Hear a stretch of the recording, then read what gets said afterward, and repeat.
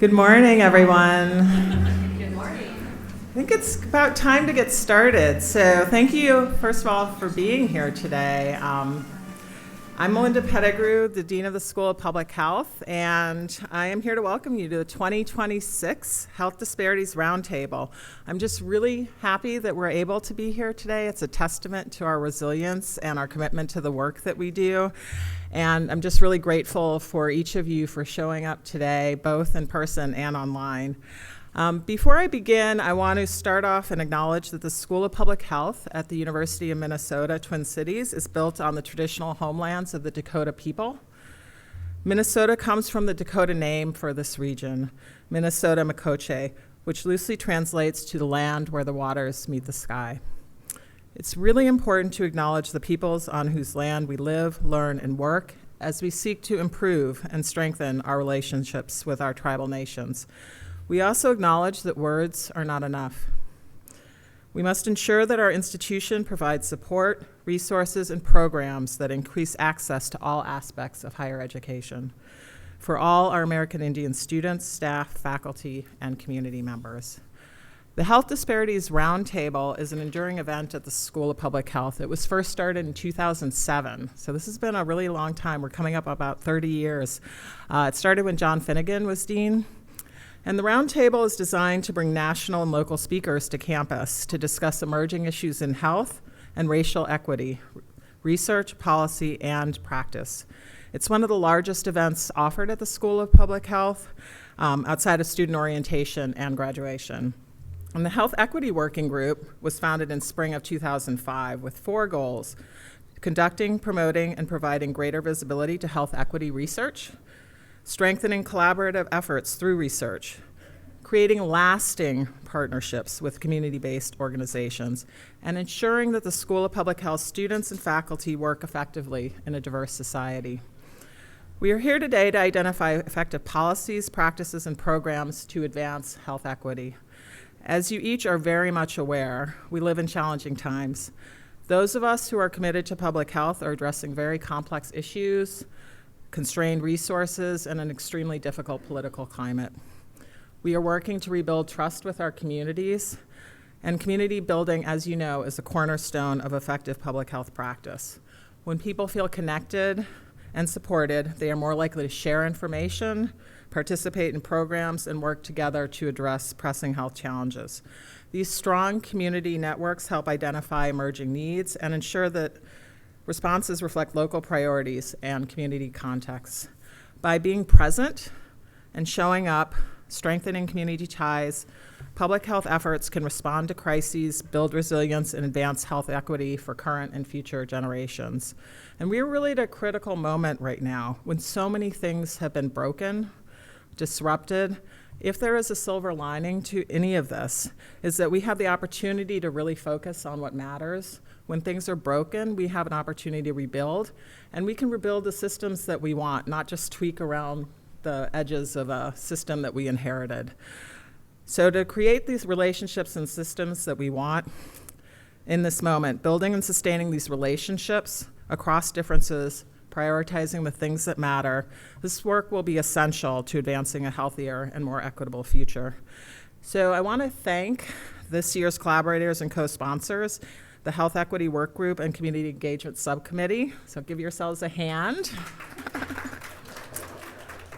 The University of Minnesota School of Public Health DEI office. If any of you folks are here, give us a hand. The Center for Leadership Education in Maternal and Child Public Health. And the University of Minnesota Medical Schools Program in Health Disparities Research. And finally, I want to recognize and thank the Community Engagement Subcommittee for your hard work in planning today's event and getting us all together. Just really appreciate this opportunity.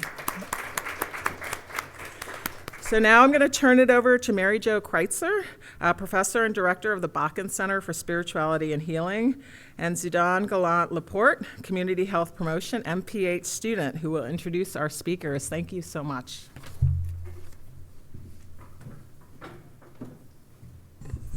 Well, thank you very much, Dean Pettigrew, and good morning, everyone, and welcome to the 2026 Health Disparities Roundtable.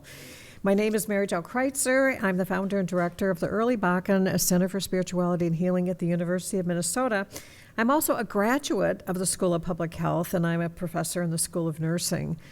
Our work at the Bakken Center is on advancing the health and well-being of people and the planet, acknowledging the social and the structural barriers that impede the health and well-being of people on the planet.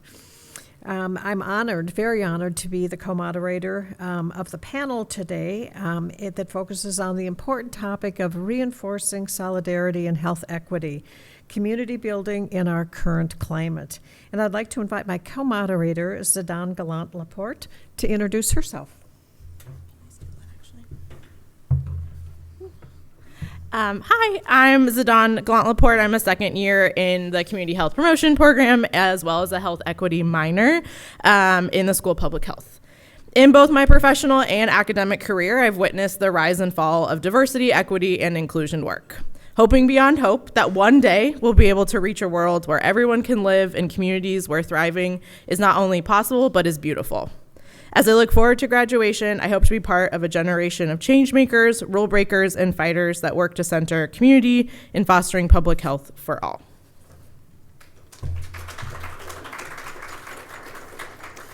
So before we introduce our wonderful slate of speakers today, perhaps we can take a moment to center on what we're here for today. What led you to come this morning? This is not an easy time in healthcare or within the field of public health. At this moment, public health is truly under assault. It's in many ways being vilified, defunded, and dismantled. And the public is being overwhelmed by misinformation from social media and at times from governmental agencies. It's truly an unprecedented time of uncertainty and chaos. I deeply appreciate the topic today that focuses on solidarity and community, and using that to build health equity. Here in Minnesota, we know something about solidarity and the power of community. When we experienced the presence of federal ICE agents, core values quickly rose to the surface, and we all witnessed how solidarity can bring resolve and ultimately action. I think a very important question is how we can harness the power of community in our current climate to strengthen health equity. So our goal for today's roundtable is for you all to learn about the strength, resilience, and power of health equity work from our three amazing speakers in all of its dimensions and definitions. We know that health equity is not new, with some research indicating that people were talking about it in 1801. How different and similar our world and work looks now. There's still racism, classism, xenophobia, and so much more. But we also now have the added complications of AI, social media, rising authoritarianism, and so much more. And I think that's why we're all here today. We recognize that there is an urgency to discuss what authentic collaboration looks like in public health and concrete ways to foster and accelerate health equity. Because we know we don't have all the time in the world, people and communities are unwell, and we have to act now. With that, we're pleased to introduce our first speaker for this morning. So our first speaker this morning is Dr. Sheri Johnson. And Dr. Sheri Johnson leads the University of Wisconsin Population Health Institute, a nationally recognized and award-winning organization whose mission is to accelerate capacity to create equitable conditions for everyone to be healthy by advancing knowledge, practice, policy, and system change across sectors. She's a licensed clinical child psychologist with over 25 years of experience delivering direct mental health to urban families and children, implementing programs and evaluating system change efforts, and has served on many governmental and community-based boards and has volunteered extensively in her community. So please join me in welcoming Dr. Johnson.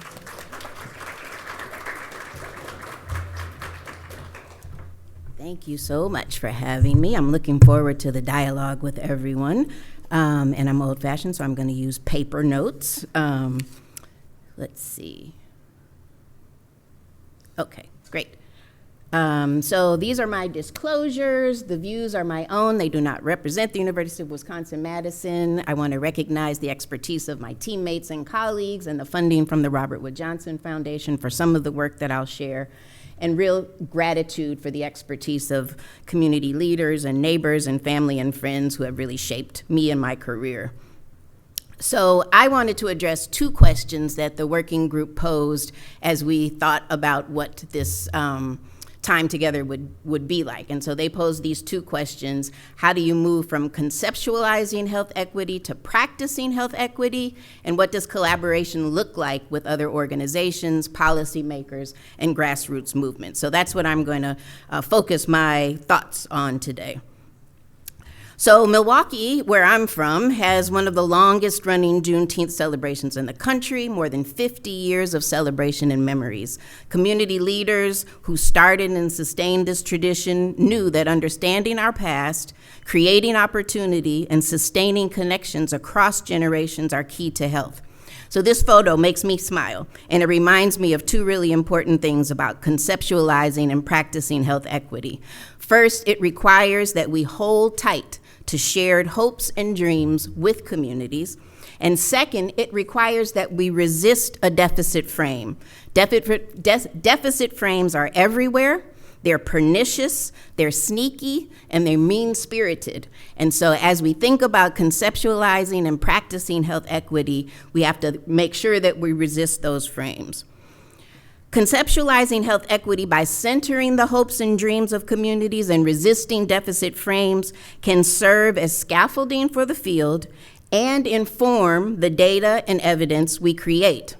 But as Dr. Lawrence Bobo so wisely said, data never speak for themselves. It's the questions that we pose and those that we fail to ask, as well as our theories and concepts and ideas that bring a narrative and meaning to marginal distributions and correlations and regression coefficients and statistics of all kinds.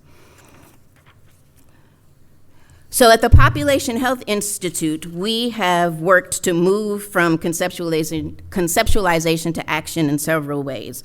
Our work includes efforts to develop conceptual frameworks that can inform policy and practice at the local, state, and national level. Our approach has been to update models that reflect expanding conceptualizations of structural drivers that shape community conditions. In this model here for Milwaukee County, the framework is uptaken by the county currently. Milwaukee County adapted a framework that we developed to inform its work to make Milwaukee the healthiest county in the state by centering racial equity. The county's vision is to, quote, together dismantle institutional racism in our organization and build up policies, practices, and a culture that can ensure that race no longer predicts health outcomes and outcomes for everyone improve. This framework in Milwaukee County informed local action to address acute crises like COVID-19 and stands currently as the conceptual infrastructure for ongoing decision-making. Many elements of this framework reflected seminal work that we did at the Population Health Institute through our national program, County Health Rankings and Roadmaps. And the local adaptation process in Milwaukee County informed the evolution of CHR&R's national work. So the key takeaway here is that bidirectional processes between communities and academia are key to moving from conceptualization to action.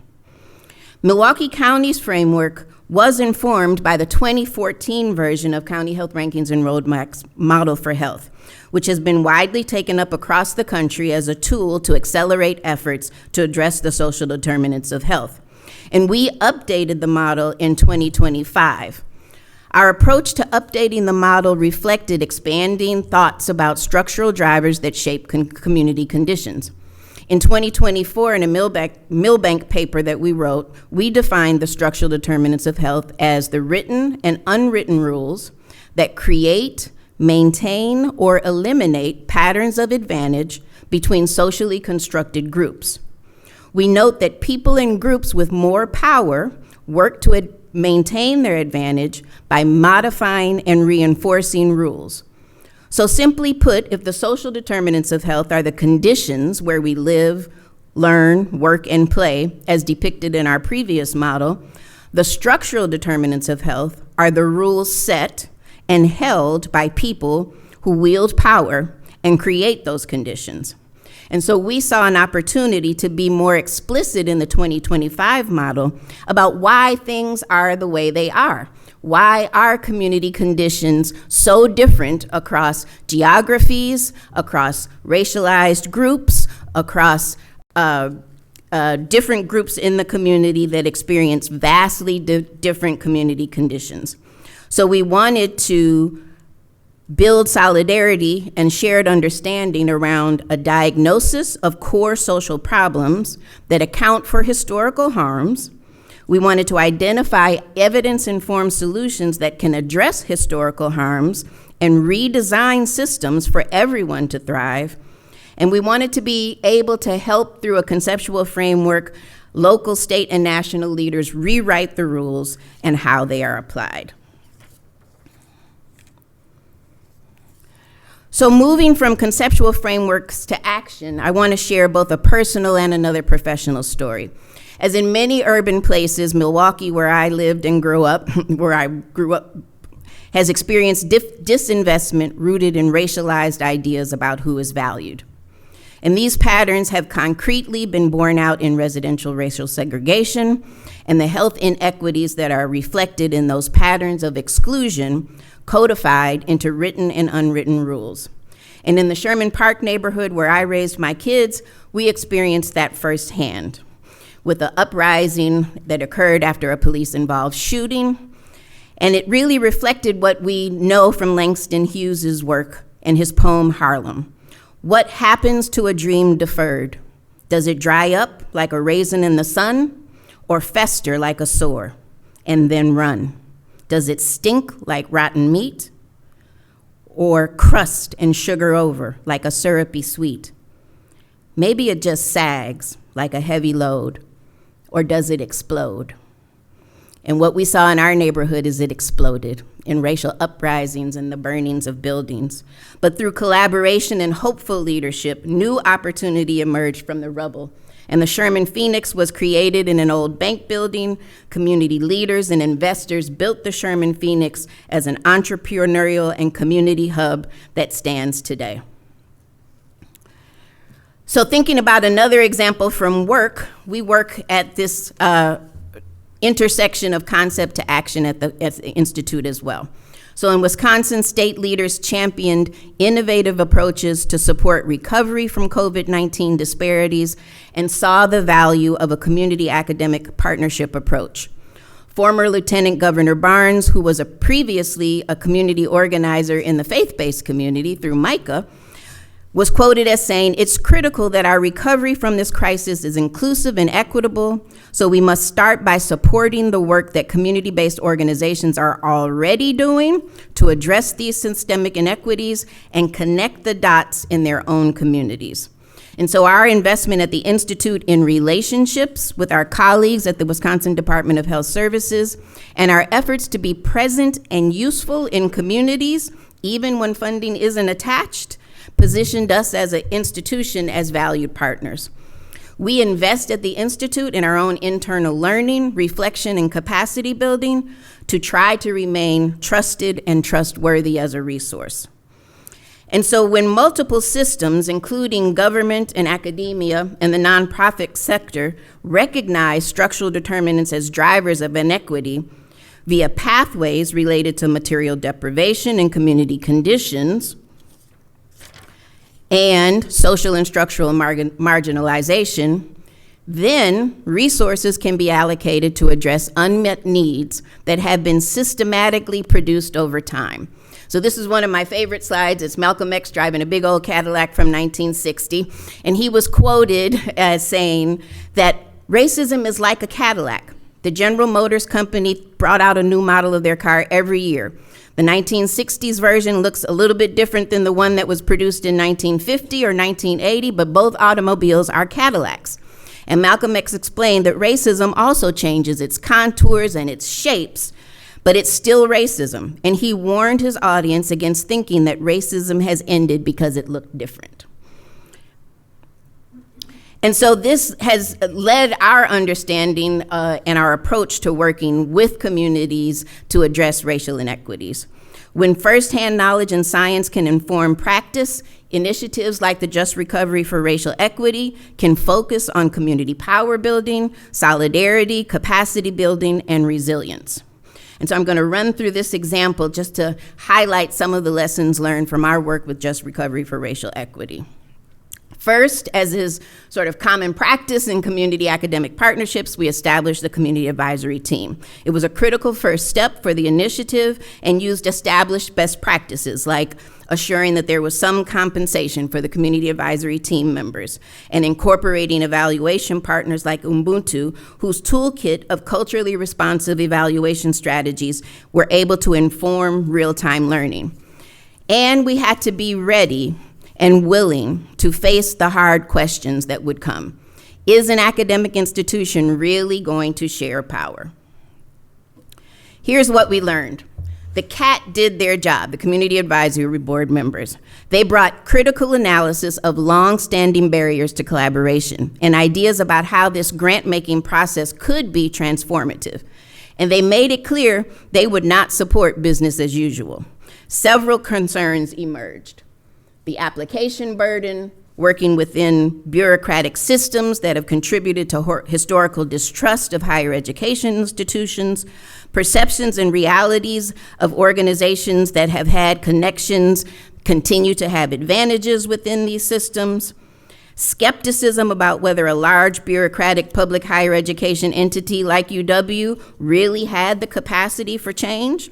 The CAT questioned who was sitting at the table and who was really going to have decision-making power.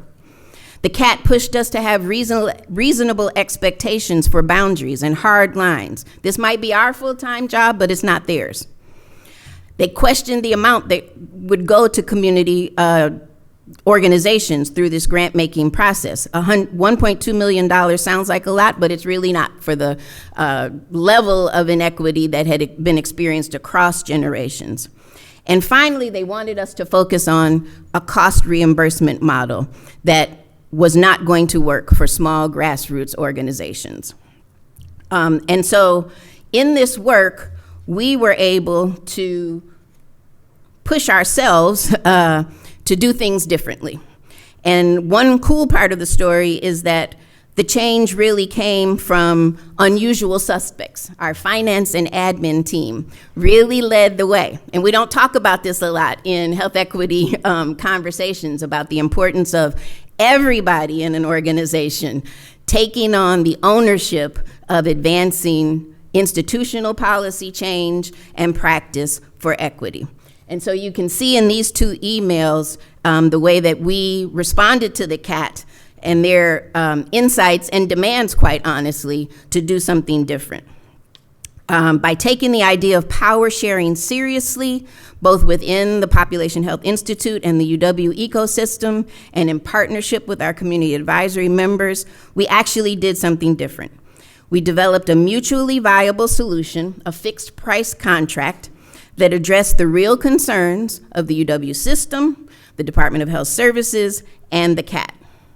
The CAT pushed us to take the risk ourselves rather than requiring community-based organizations and leaders to shoulder the burden.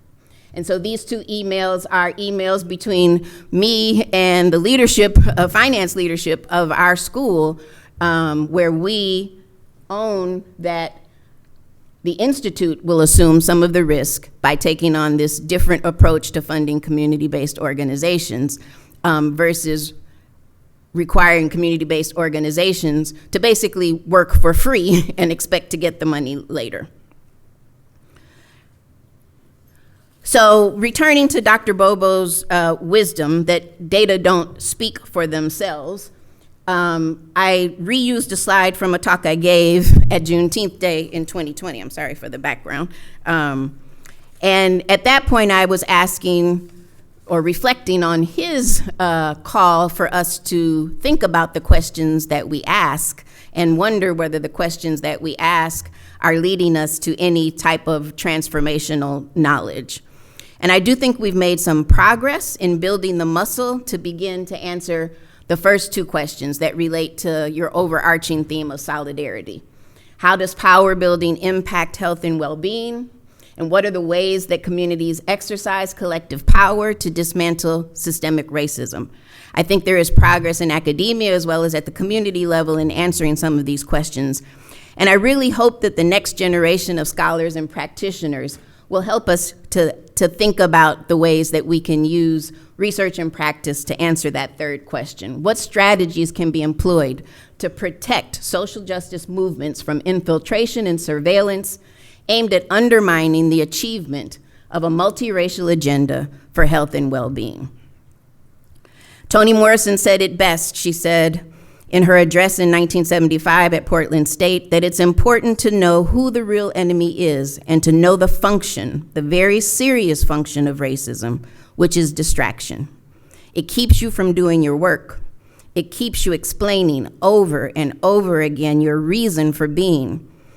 Somebody says you have no language, so you spend 20 years proving that you do. Someone says your head isn't shaped properly, so you have scientists working on the fact that it is. Somebody says you have no art, so you dredge that up. Somebody says you have no kingdoms, so you dredge that up. None of that is necessary. There will always be one more thing. So there is progress. Colleagues here at U of M are co-authors on this academic paper that we wrote about building power to protect academic public health and advance public health equity. Our colleague Sarah Gollist has a new call for papers in the Journal for Health Politics, Policy, and Law. I think that the takeaways that I'd like to leave you with are that concepts do matter. They shape what we think is possible and necessary, and that we can and should work in partnership with community organizers, community-based organizations, and policymakers to move from concept to action. So thank you for the time.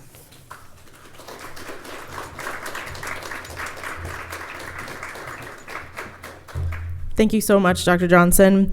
Next, we have Odichinma-DeSouza. Odi joined the Minnesota Department of Health as the director of the Health Equity Strategy and Innovation Division in January 2024.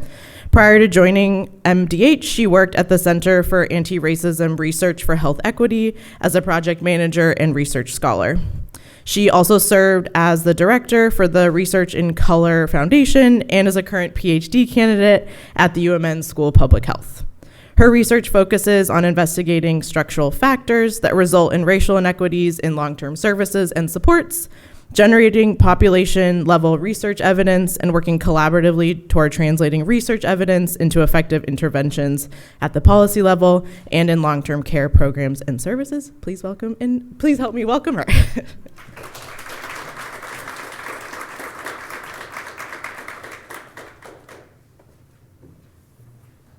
Good morning. Good morning. What a powerful first presentation. Just a round of applause again for Dr. Johnson. That was incredible. All right, let's get into it. I have the distinct pleasure of serving as the Division Director for the Health Equity Strategy and Innovation Division at the Minnesota Department of Health. So long story short, I am very, very fluent in jargonese.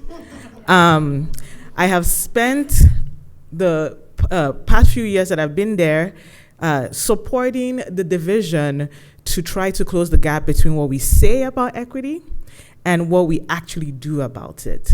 The gap is what I want to talk about today, and I want to be specific about what closing it looks like right now. So Minnesota has a lot to be proud of. I mean, we've gotten some awards recently related to the very aggressive occupation of ICE in our cities, but it still has a lot to do and to learn. Solidarity is what communities most affected by health inequity starts, with being honest about what the data shows and who is bearing the weight of our collective failures. So As you know, Minnesota ranks among the healthiest states in the nation. It also has some of the deepest health inequities in the country. People of color, American Indians, people with disabilities, folks who live in rural Minnesota, members of LGBTQ plus communities face barriers rooted in decades of systemic inequity. American Indian and African American infant mortality rates remain twice the rate of white infants, a gap that has not been closed despite overall improvement in state outcomes. Health outcomes are shaped by wages, housing, schools, transportation, and neighborhood safety, but not just access to a healthcare clinic. And so when we think about how a state agency like the Minnesota Department of Health can support with moving from the concept of equity into action, one of the things that have emerged is the Advancing Health Equity Report, where Minnesota's health equity commitment began. First, the MDH legislative report, this was the first MDH legislative report to explicitly name structural racism, which is the normalization of historical, cultural, institutional, and interpersonal dynamics that routinely advantages white people while producing cumulative, chronic adverse outcomes for people of color and American Indians, which is rarely talked about. And so this was the first report to explicitly name structural racism as the primary driver of health disparities in Minnesota. This report named 7 recommendations for action spanning naming racism, changing policies, shifting power, and sustained cross-agency investment. This was signed by commissioners from 14 state agencies, which was a powerful statement in its own, which is a very rare public cross-agency commitment, something that we're continuing to lean in across multiple initiatives in the enterprise. This commitment designated the then Center of Health Equity, which has now grown to what we call the Health Equity Bureau, HESI. My division sits in this bureau as an internal anchor. So now the Health Equity Bureau within the Minnesota Department of Health is an anchor for this work. The 10-year anniversary report is in progress, and this will be an honest accounting of what has been done and what hasn't changed. I think one thing I want to also highlight is that this report was significant because it names something that public agencies rarely name, a commitment by these 14 state agencies. This is something that had never occurred prior to this report coming out, and naming it created accountability to act on it. What does acting on it actually look like? That is what I want to ground the rest of my talk in. So, talking about a commitment built over time, when I'm now moving back to HESI's work. So, as I mentioned, we were previously called the Center of Health Equity, and we are now called the Health Equity Strategy and Innovation Division, and that is very intentional. The growth of the work required sustained advocacy, community pressure, and leadership willing to invest in dedicated infrastructure over time. We're still a long way from some of these things, but we're getting there. HESI today is a division of over 20 staff with statutory programs, community advisory councils, statewide health equity networks, community partnerships across Minnesota. The MDH strategic plan that spans 2024 to 2027 names authentic community engagement, equitable grant making, and a responsive governmental public health system as explicit strategic priorities.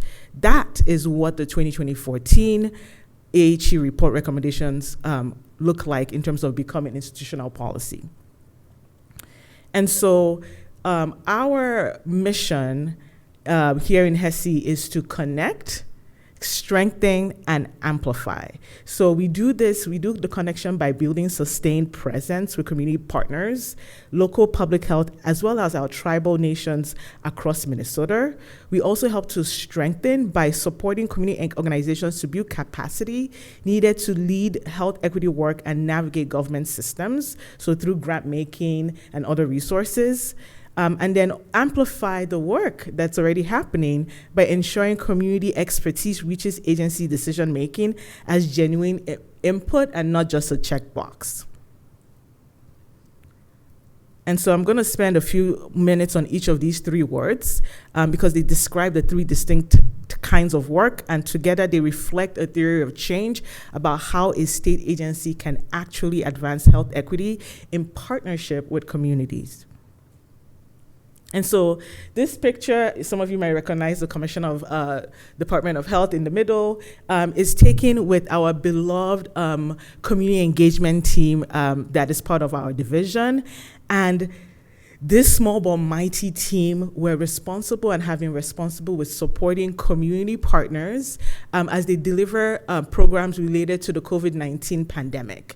And so what came out of that, right, even though we're thinking about a deficit, but what came out of the COVID-19 was a surplus of funding, one that we can only dream about in 2026, to be able to invest and prioritize our community partners leading this work. So we through the COVID-19 community coordinator model, we're able to support our communities to deliver testing resources related to COVID-19 pandemic, but also long COVID, and that was done from a relational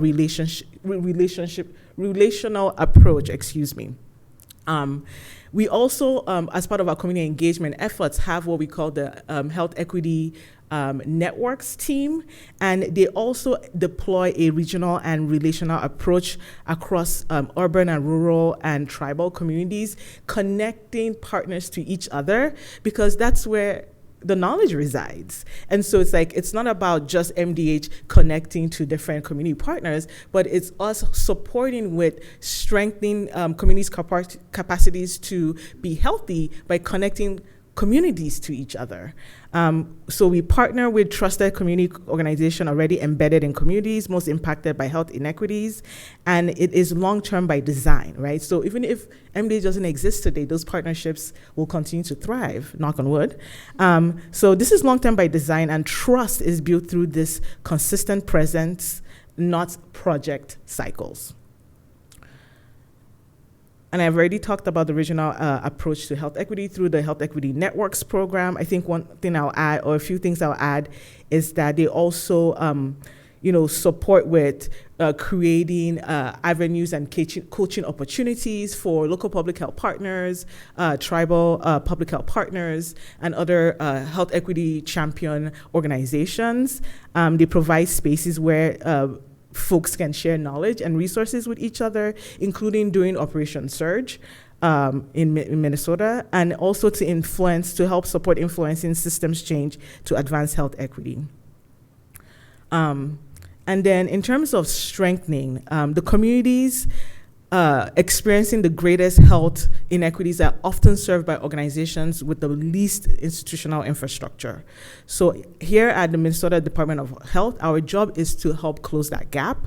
When a community organization can confidently sustain its programming and continue serving its community, that is what strengthening looks like in practice. And so one of the things that we are really focused on through our grants making, equitable grants making process and programs, is to support communities, community organizations to build that organizational infrastructure to help them navigate government systems successfully and sustain their work over time, especially in a time where you're seeing I know the bad word deficit, but a deficit in funding. It's really critical to help support increasing the capacity of organizations, community organizations, to be able to sustain themselves. This also includes strengthening MDH's own capacity to engage communities authentically, I think what I loved about your message, Dr. Johnson, is thinking about how even the finance and contracts team are part of that solution. And so within our state enterprise, that is something that we've been doing. Last year we hosted a clinics at the Capitol to talk through across agency lines, how are we embedding equity within our grants making process to help to lift up the capacity of organizations to interact with government and to do so boldly and from a place of strength. So this also includes working alongside with organizations, so compliance requirements are something that they can easily navigate and nothing that they have to be afraid of. So I talked a little bit about also how we strengthen through the COVID-19 community coordinators, but I just wanted to show you the incredible framework that they've deployed. I think it was really about shifting in the moment. So you can imagine 2020 where everyone has sleepless nights, people were working to 10 p.m. and really thinking about listening authentically to what the community had to say. They were angry, they were upset, and they were frustrated because, again, with COVID-19, communities that are typically impacted by health inequities were seeing the brunt of the problem, and we're feeling the heaviest weight of the issues related to this pandemic.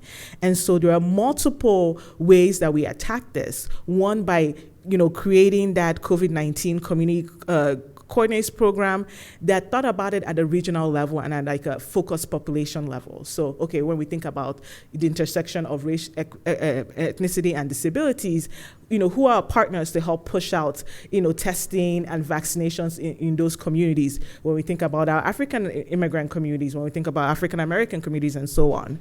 And that's led to huge community impact. Some of the numbers you can see that are incredibly impressive.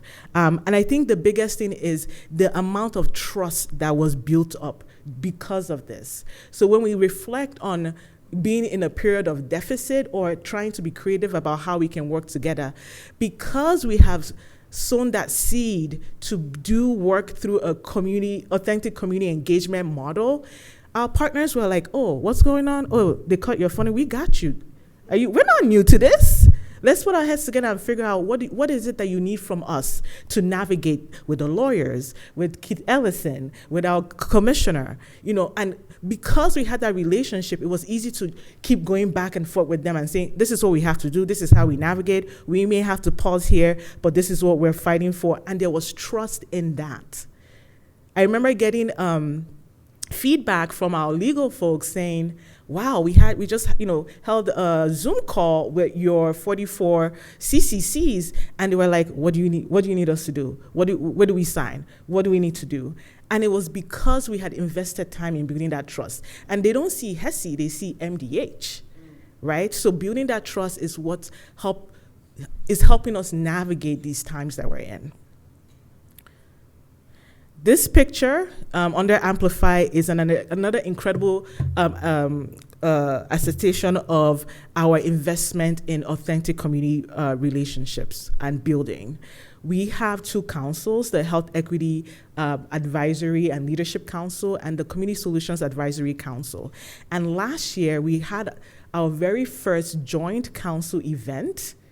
MDH has never hosted it before. So we have different pockets of community spaces. We have our local public health partners, and our tribal public health partners, but there hasn't really been sort of that like coalition building of community partners that didn't fit those definitions. So this was the first time we were able to bring our representatives together from those councils to come together and be in community with each other, especially at a time where we were just experiencing federal funding cuts. And so we were taking breath from them. We were leaning into their strength. They were holding up us in this moment. This is what this picture symbolizes to me, of saying we are here with you. This is a result of authentic community engagement, that even in the midst of chaos, we're standing together and we're ideating together how we move forward. And community is here advising us, asking us the hard questions. How are you going to navigate, budget decisions in a deficit?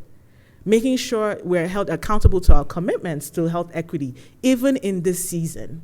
Because of them, we are accountable to our communities. So this work is one of the hardest. Like, connect, strengthen, amplify. Amplify is the hardest of the three in my mind, but it's the one that produces ripple effect of progress when it's done right. It requires institutional humility, the willingness to let community expertise actually change what we do rather than just inform a report or a contract or all those things. That is a cultural shift inside a large government agency, and it is ongoing work. It is not checkbox. So if you don't want to do it, if you don't want to commit, don't start. That's my advice to you.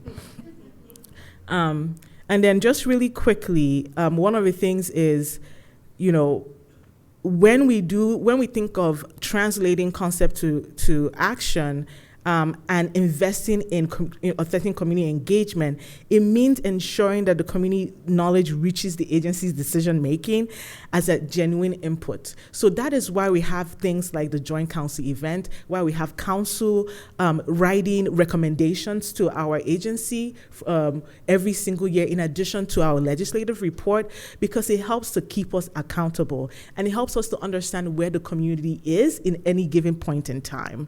This provides structured mechanisms for community voices to shape policy and program design, and it helps us communicate work back out, celebrating what communities are building, sharing what is working, and being honest about what is not. It's really critical that MDH continues to remain accountable to communities in a relational sense, and not just compliance. Now, when it comes to within the agency or across of the enterprise, community engagement is equally important. We have really increased our internal partnership strategies because, especially in this time where funding is scarce, it takes all of us to do this work. And so the ecosystem requires intentional partnership at every level. Within our bureau, we have offices, including the Office of African American Health, the Office of American Indian Health and Tribal Relations, the Office of Diversity, Inclusion, Belonging, and Equity Strategy, and in fact, the director is right there. She can wave her hand. Shalom Muzinak Jordan, an incredible partner, as well as our MDH program offices and divisions. And then statewide, we do this work in conjunction with others within the enterprise. And I wanted to highlight a few of the things that we're doing in conjunction with these other agencies, including the Minnesota Interagency Council on Homelessness, which is we fondly call MITCH. MITCH coordinates housing, health, and racial justice work across 14 state agency commissioners. We also are involved in the Olmsted Plan, which focuses on disability equity, and we have been part of, as Minnesota Department of Health, has been part of helping to shape foundational public health responsibilities, which impacts work at the local government level across our 87 counties, including tribal health. And then lastly, as I've mentioned, we continue to work with our health equity champion community organizations statewide, our MDH councils, including the HEAL and the CSA councils, as well as grantee organizations and COVID-19 community coordinators. And so MDH has not gone scot-free when it comes to, the interesting shift in federal government priorities. So what happened in 2025 and still ongoing this year is the federal government revoked funding without warning. I woke up on March 22nd and it was like, you don't have access to $200 million anymore. And this impacted those CCCs that I just talked about. Terminated their funding overnight, literally. We were scrambling for weeks to figure out how to navigate this. But we learned a lot. Federal rollback of health equity language. We've all seen the attacks on DEI and health equity and frameworks which created uncertainty across the field. But we are pushing back, and we are committed to strategies that continue to protect while reinforcing our work. So what we did is, in conjunction with our legal team and our legal folks at the state level, is that we worked with other states to support reinstatement of most contracts within weeks with reassigned staff across the agency, because we lost about 50% of our staff. And so again, this period has given us a understanding of how to deepen relationships, align work, and actually increase efficiency in the ways that, surplus creates these artificial silos and, allows you to stay in a comfort zone, as opposed to exploring ways to truly be in alignment with other partners who are doing this work alongside you. So it stripped away all of those things, and we were forced, and I'm grateful for it, to reach out and recommit to our partners and work alongside those partners and bring in new partners who didn't originally see themselves in health equity work to do this work together. It's also deepened collaboration across bureau, enterprise partners, and community networks, which we can see with Mitch and the Olmsted Plan, for example, as well as making more explicit the strategies about our shared goals, our shared resources, and our shared accountability. And so when we think of conceptualizing when we think about going from conceptualizing to practicing health equity is the idea that everyone has what they need to be healthy, and that no unjust or unfair barriers exist that prevent a person from being healthy. In the top picture, they were all given not only the same bikes, but the same size bikes. But it looks like only one person could ride their bike. The tall person's bike was too small for them, and there is a young person whose bike is too big for them. So what has equality achieved? Yes, but was it equitable? No. How is the second picture different? The people all have bikes that match their needs. That is the difference between equality and equity. Equality means the same thing for everyone is enough. Equity recognizes that different people have different needs and engage with the environment and systems differently. It is not a one-size-fits-all. So when we think of conceptualizing, we are naming structural racism, we are citing disparities data, we are building frameworks, and then when we shift to practicing, we are using frameworks that actually change decisions. It changed decisions around how funding is moved and used, who is at the table when policy is designed, and which communities are centered when trade-offs are made. When policies and systems take into account the varying needs and experiences of communities, we are all able to thrive and move towards equity. The 2014 Advancing Health Equity Report named structural racism in a document to the legislature. That took courage. 12 years later, we are still in this work. We are still naming it, and we are doing it with community alongside us. That is what solidarity looks like from where I sit. It is a practice, not a declaration. Thank you.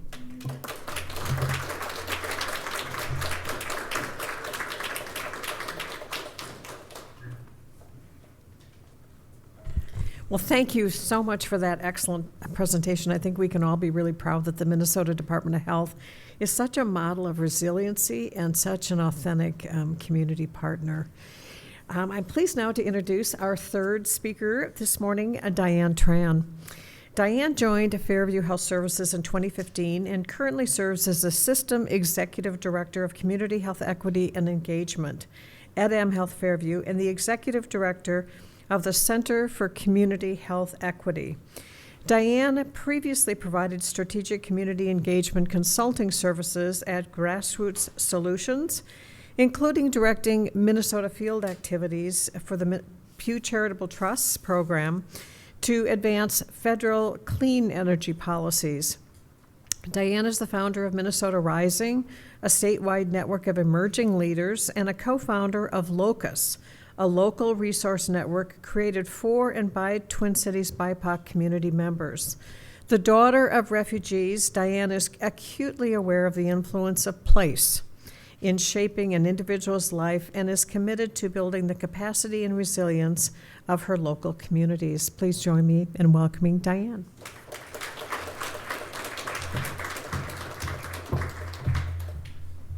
Thank you, Mary Jo. And good morning, everyone. It's a pleasure to be here, an honor to speak following Dr. Johnson and Audie, who I can share in the remarks that I have. Their touch and their work has helped to influence and support, so many thanks for what you've done and for what you've shared this morning. As Mary Jo mentioned, I'm Diane Tran. I use she, her pronouns, and I have been at Fairview for a little over 10 years now, originally coming to our health system to bring my background in community organizing, public health policy, and collaboration to help address that 80 to 90% of health that we know is far more impacted by what happens outside of our hospital and clinic walls than within. Our health system is comprised of 10 hospitals and medical centers, 80 plus primary and specialty care clinics, and sees over 2.1 million clinic visits annually.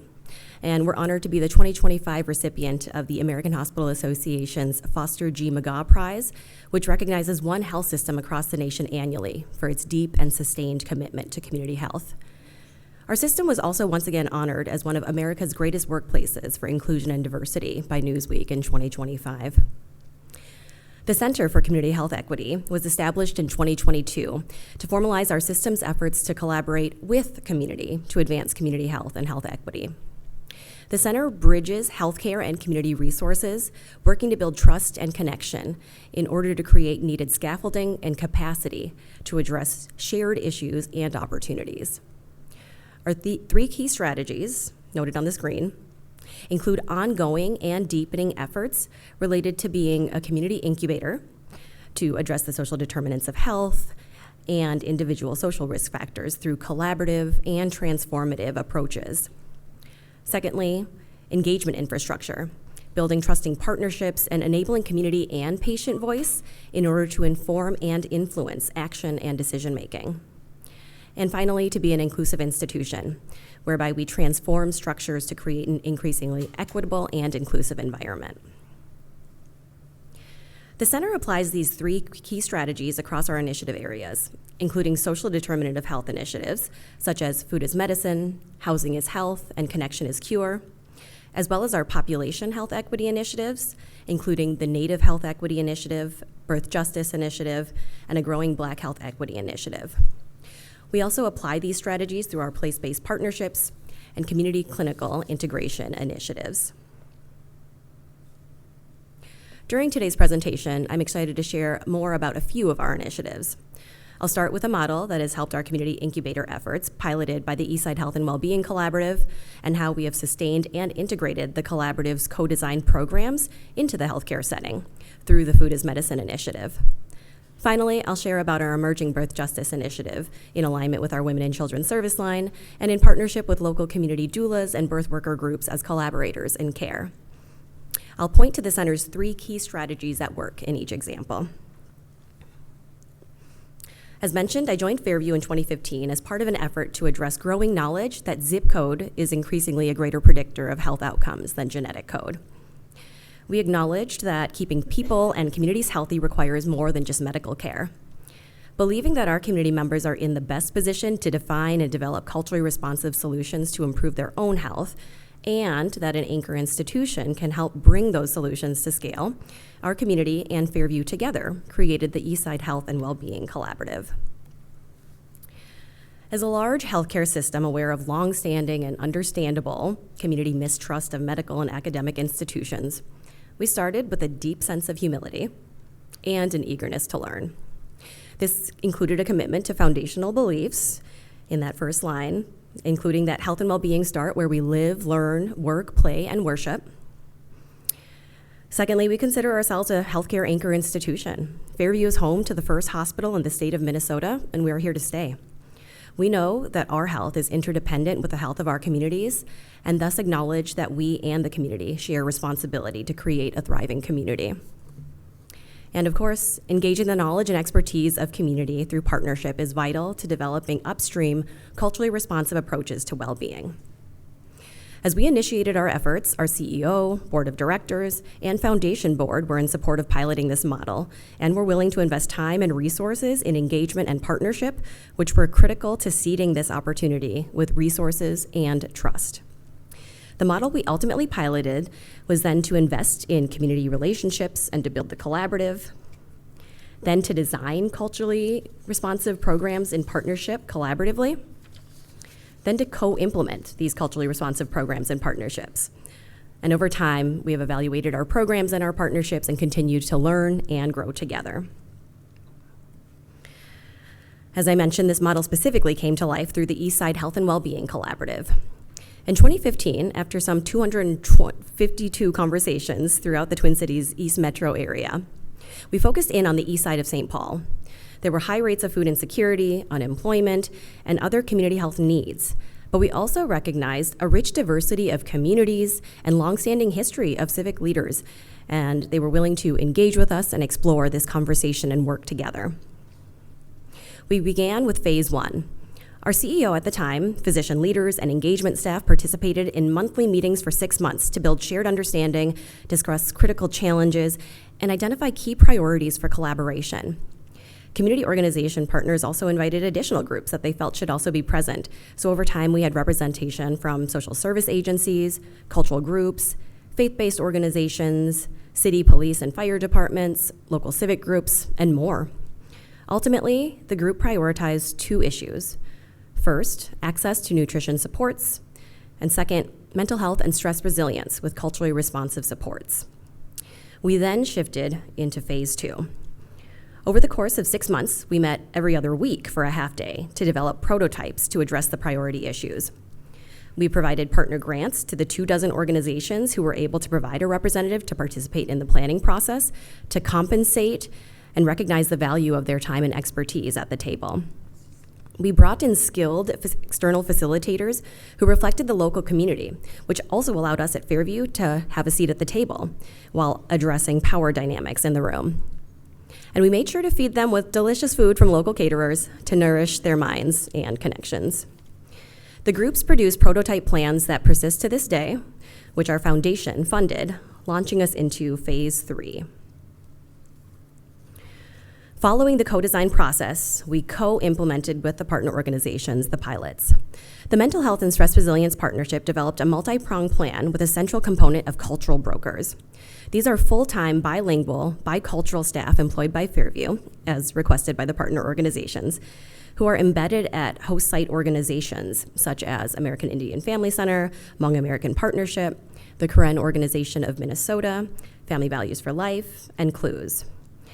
These brokers are similar to other navigator-type roles, but uniquely do not require extensive intake or specific diagnoses, allowing for their support to be broad and accessible and customizable across a variety of community members' needs to address critical issues in their lives, free of cost.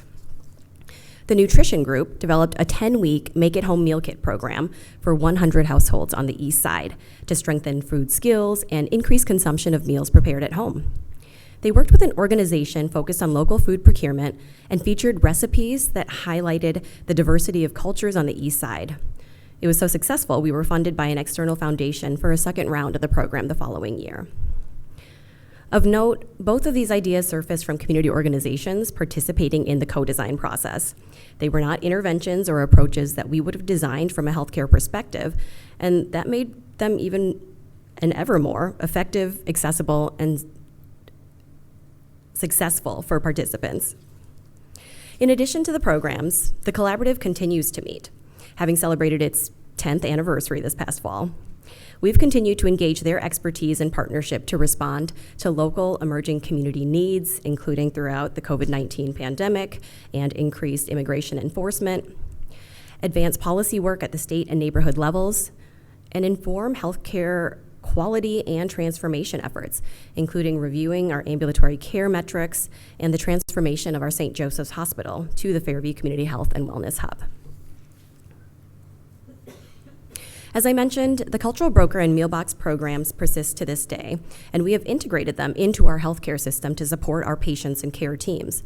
Specifically, I'll talk about our Food is Medicine Social Determinant of Health initiative and how we deploy the community incubator, engagement infrastructure, and inclusive institution strategies. We have conducted a triennial community health needs assessment, or CHNA, over the past 30 years. We continue to use our CHNA as an engagement process with guidance from our local community advisory committees, informed by quantitative community data sets, as well as qualitative listening sessions with patients and community members. And our most recent CHNA reiterates the ongoing and increasing challenge of hunger, with current data showing 1 in 5 households in Minnesota experiencing food insecurity.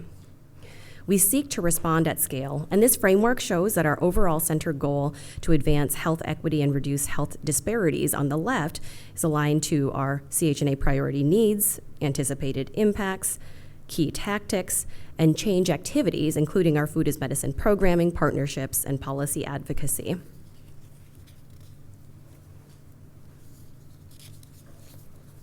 Our Food as Medicine initiative built off the Make at Home Meal Kit programs, with a VeggieRx program in one clinic in 2016, then spread to another clinic in the same year, and then adding 2 more clinics the following year. This was in partnership with the Hmong American Farmers Association, and we have continued to contract since with local farmers as part of our investment in the local food ecosystem, recognizing that building community wealth can generate community health. Over time, through extensive community partnership and participant and patient feedback and engagement, we have evolved Fair Table, Food as Medicine by Fairview, to include a variety of core programs that meet patients where they're at, depending on whether they have access to a kitchen to prepare meals or transportation to purchase or pick up food. Our buffet of options align to the Food as Medicine pyramid, providing programming that supports participants through assistance from a food resource navigator if desired, with shelf-stable or fresh food boxes, emergency food resource packets, farmers market RX for those who value food choice in shopping, as well as medically tailored prepared meals to support patients in their care journeys. Our Food as Medicine efforts help us to nourish patients, enrich our communities, and transform our systems. In 2025, we served 256 families with culturally appropriate, locally grown produce, protein, and pantry staples, and provided 4,536 shelf-stable food resources in our clinical settings. We distributed 132 fresh food boxes to the community for over 41,000 meals in total. We also made over 2,000 grocery deliveries to local seniors through our Fetch program, which also helps to break social isolation for our elders. As an anchor institution, we contracted with 54 local farms to produce our food programs and leveraged our statewide platform to advocate with the Partners to End Hunger Coalition for a $1 million allocation to the statewide Prepared Meals Grant Program in the 2025 legislative session. Even as the Food as Medicine initiative continues to evolve and iterate, we can apply the center's strategies to our emerging population health equity initiative areas. The final example I'll speak to is our Birth Justice Initiative. In 2023, we were invited to convenings hosted by the Birth Justice Collaborative, comprised of Black and Indigenous-led organizations coming together to advance birth justice in Hennepin County. They had undertaken extensive community listening and engagement processes in fall 2022 and were inviting health systems and health plans to engage with community-prioritized ideas starting in early 2023. We supported their successful legislative advocacy efforts as a part of our partnership in 2024 to obtain pilot funding for an Indigenous birth center and African American home place, but also took this effort and these learnings in-house. We engaged leaders from our Women and Children service line, leaders of our employee resource affinity groups representing different racial and ethnic populations also impacted by birth equity issues, and created a cross-functional group that gathers to identify and address critical issues. Based on key priorities of the Community Birth Justice Collaborative and feedback from other partners, we started to engage in community incubation through partnerships. Over the past few years, hosting screenings of the Aftershock documentary, the Ramsey County Birth Equity Community Coalition Centering Fathers Group, as well as a March of Dimes community baby shower at the Health and Wellness Hub. We also sponsored the Black and Brown Birthing Summit and the National Grandmother's Fire, a gathering for Indigenous birth, justice, and healing. In terms of engagement infrastructure, we've been working to build more direct relationships with our healthcare system leadership and care teams with our community doulas as collaborators in care. Over the past year and a half, we have hosted monthly virtual meetings for information sharing, addressing questions and concerns, and celebrating success stories. These discussions have informed system policy changes and rapid response to emerging community needs over the past few months especially. We've hosted these engagements online as well as through in-person birthplace tours and events. To grow as an inclusive institution, inspired by a recommendation of the Birth Justice Collaborative, we have implemented a standard customer experience question to understand and address experiences of bias in care in our women's health clinics and birthplaces. And we're using all of this information to align a 2026 to 2028 initiative dashboard to our system prenatal and postpartum care maps to continue to address key equity metrics in our clinical decision-making and care delivery. Additionally, at the end of last year, we organized our first annual Birth Justice Summit entitled Respectful Birth Practices and Culturally Rooted Doula Care for Indigenous Communities, featuring Dr. Katie Casamano, Ninde Doulas, and Indige Baby Food. Thank you for the honor of sharing our story and our learnings today. As you can see, we believe deeply in the power of community and collaboration to advance health equity. I'm grateful for the chance to connect with all of you today as part of this broader movement and look forward to the rest of the conversation this morning.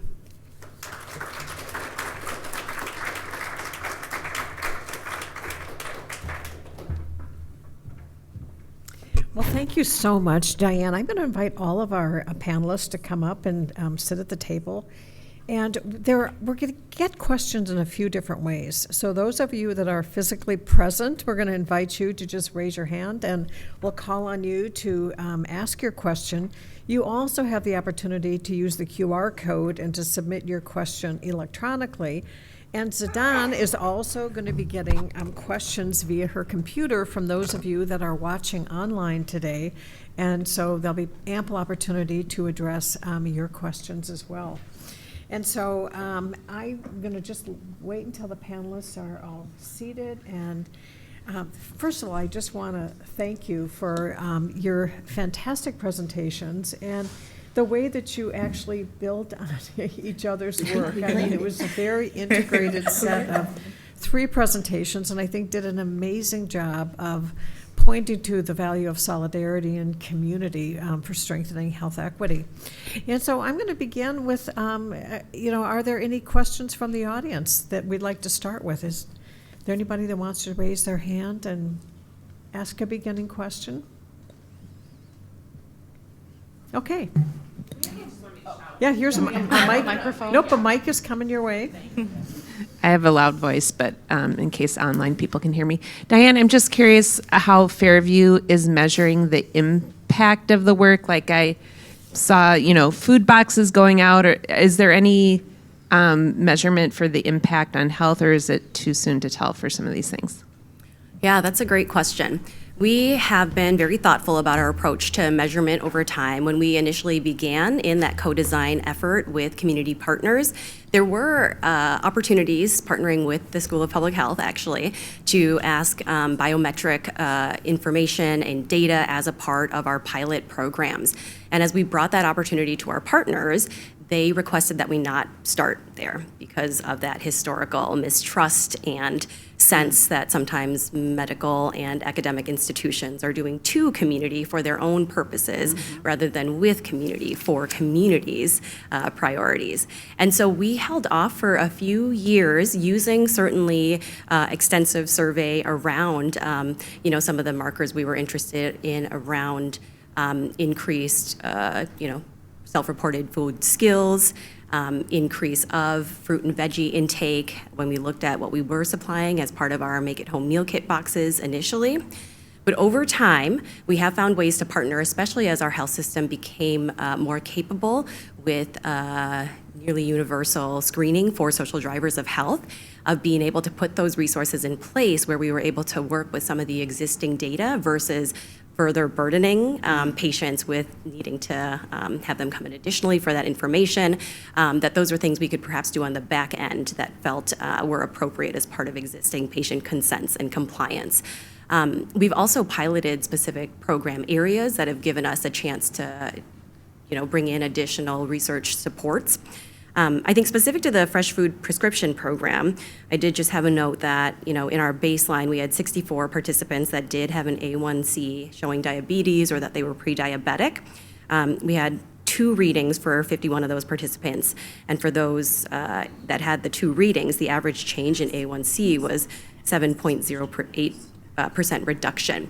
So we are increasingly growing in that space and have partners to help us do that, and are looking to share that data increasingly over time and welcome additional partnership from the School of Public Health. Thank you so much.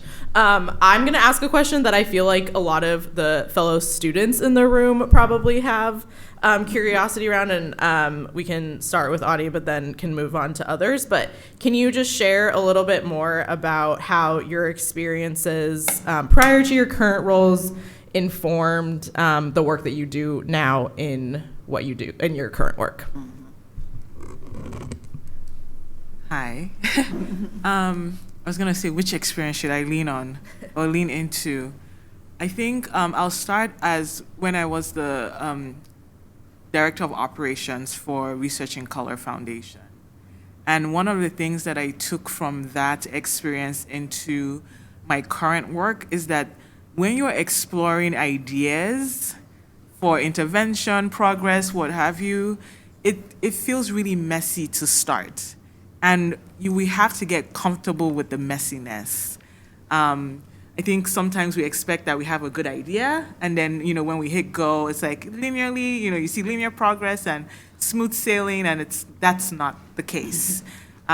Even with all the advancements in technologies, humans are still humans, and people bring different thought leadership to the table, and we have to lean into listening and respecting the different ideas, especially people with lived experience bring to the table. And so what that looks like is creating time in your plans to account for alignment, to account for clear understanding, to account for testing and piloting and going back to the beginning. And not, because I think we get so frustrated easily when things don't work out, as opposed to thinking about it as data to inform next steps. And so I appreciate that from my previous experience of saying, okay, we're going to test it, we're going to talk to as many people as we can, and really leaning into that process piece of things before understanding what outcomes can even look like. And so sometimes it's divorcing yourself from imagining too much what an outcome should look like, and letting the process also guide you and guide your partners. So that helps when you invest in that process, helps to invest in relationship building, invest in truth telling, invest in honesty, invest in discovering yourself, and really being clear about what you're trying to accomplish and bring to the table, and how you can use that to build trust with the partners that you need to do that work. I think the other thing that I bring from that experience is that there's a lot of hidden curriculum. So sometimes we think about hidden curriculum, from a research perspective, but when I've stepped into government work, it applies to how we deliver grants, right? You see the same folks, the same organizations thrive in a grant-making environment because, they just have access. They've always had access to resources. Even if they're starting an organization from scratch, they have a community of folks who guide them that they take for granted. And when we think about communities that are most impacted by health inequities, they don't have that luxury. And so there is the resiliency, but we don't appreciate it in mainstream organizations of how we can lean into that. And so it's helping organizations lean into uncovering those hidden curriculums of how you can be successful in grant making, but it's also us as state institutions also reinventing how we think about programming to lean into those resilient assets that communities bring. So that we redefine what success looks like to match what communities do to thrive. Thank you very much for that. So the next question is going to be addressed, Dr. Johnson, to you. And as you talked about the alternative funding model, I imagine there must have been enormous relief on the part of the community members. Curious about the lasting impact of that. Do you think that change the kinds of relationships you had and had any kind of a lasting impact? I hope so. But, one-time deal will not sustain trust and trustworthiness. So we can't rest on the fact that we made a small step toward equitable grant making and expect community members and community organizations to sort of let us rest on that for the rest of time. So I think, interestingly, so we funded community-based organizations through this grant-making program at 2 levels. There was a $5,000 small award and a $50,000, quote, large award. And just this week, there was an emergency meeting called by one of our local community clinics that declared bankruptcy and has to put a sign on their door last Friday that the clinic and the community-based organization services ended on Friday. So one of the lasting impacts, I think, of community capacity building is that some of these organizations have developed a large enough footprint and sustainability and infrastructure that they could call together 100 people on a moment's notice who all got on the phone, recognizing the impact that that clinic closure would have on thousands of patients, recognizing that the system was broken, given that a clinic could shut down that quickly without the knowledge of the community, but sort of calling us all in to say, okay, what can you do? What can you bring to the table? And so I felt honored to be on a list of people that were called into the meeting, even though we don't have clinical care service delivery assets to offer. But it, to me, was a sign that there's still a link of trust there that I hope we can continue to foster. Well, that's a fantastic example of trust and connection. So we're going to see if there's another question from the audience. Okay. We got 2 back there, Addie and then Dr. Hill. Addie, can you wait for the mic just so? There's a mic. Thank you, Gabby. I appreciate not having to strain my voice. Good morning, and thank you so much for your talks. They were all amazing and like so inspiring. But the question I have for you all, because like if public health in Minnesota is like a lake, you guys are the walleyes. You are directors. You have very sharp teeth, and like you have a lot of power right now in your current position in your careers, and thus an ability to create an appetite for equity and this amazing kind of like community-based work. Like in the sense of like community isn't just like community members. Like MDH are also community members who just happen to have fancy chairs and different hats. So like, like. As many of us here are students or student workers or soon to be like just baby public health professionals, how would you suggest a small fry help create that same appetite for health equity and community collaboration, even though we are not yet grown? Thank you.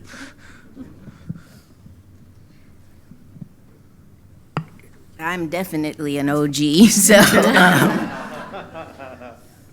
I mean, so the Institute holds courage as a value. So we named courage as one of our core values before 2020's most recent racial reckoning, and we define it as being willing to be uncomfortable. And I think that's a skill that is not a skill that's necessarily age-related, right? Courage is an optimism and hope are practices and disciplines, as one of our community organizers always reminds us. So I don't think you should ascribe tenure or years of service to the ability to show up wherever you are in your work, in your relationships, in your communities, with the courage to name the systems and structures that hold groups of people and places from being as healthy as possible. And you have to be willing to live with the consequences of that, which include,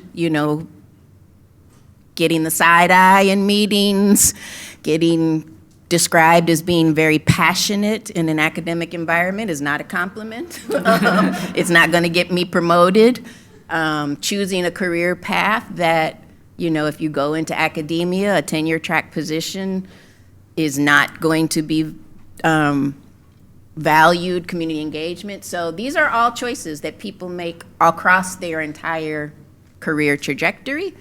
And I would say lean on your own personal experience of when you have felt included or empowered or marginalized, and bring that into the room. Hear, hear. I really appreciate that, and we'll build off of it. I had founded Minnesota Rising, as was mentioned in my bio, a network of emerging leaders across the state of Minnesota, with an idea that young people don't need to wait for some appointed time when they have enough credentials or education, et cetera, to start making change. If you subscribe to the idea that it takes at least 10,000 hours to make you, you know, a little bit of an expert at something, then we need all the practice that we can get, and that's what youth can give us, is the ability to start practicing and getting to know ourselves in some of those challenging moments and to see the potential of what can be possible.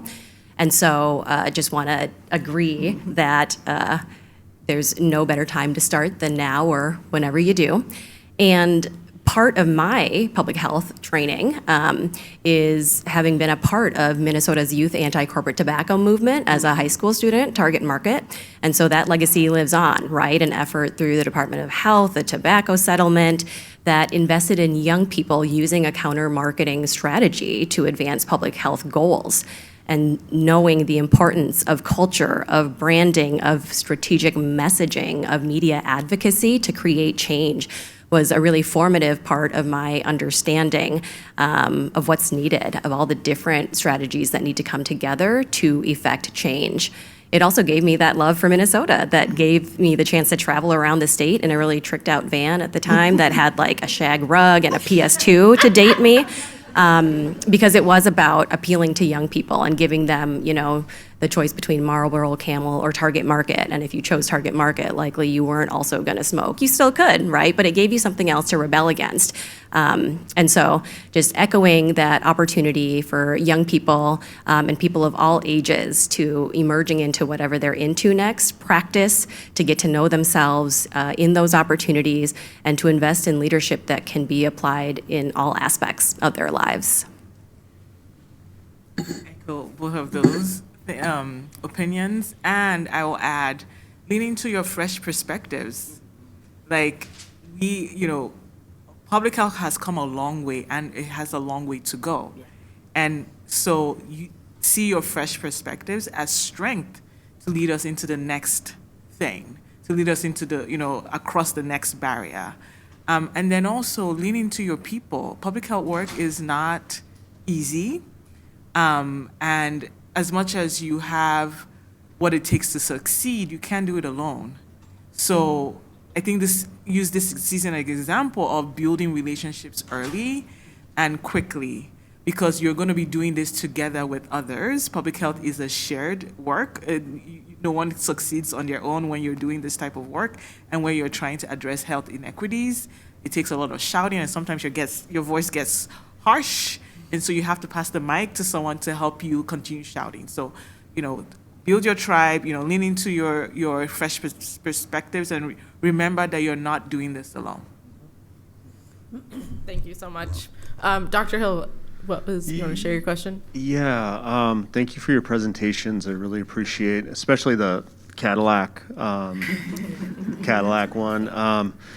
Because I think it's really important, that we illustrate the different faces of racism and how it changes. And I guess my question for everybody is, it wasn't too long ago, maybe 18 months, where we were leaning into, environmental justice and climate justice, and a lot of funding from the Inflation Reduction Act was getting funneled to the most, I think, the communities facing the most inequities related to these issues, namely in my work, tribal communities. Now the administration has clawed back or has refused to let that funding go to the congressionally appropriated, avenues towards these very communities, right?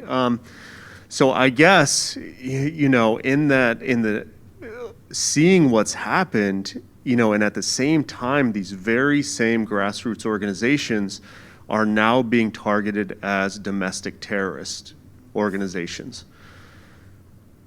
And historically, 18 months ago, the domestic terrorists, and there's reports that have now been taken down of who the domestic terrorists were most represented by in our communities for the past, several decades.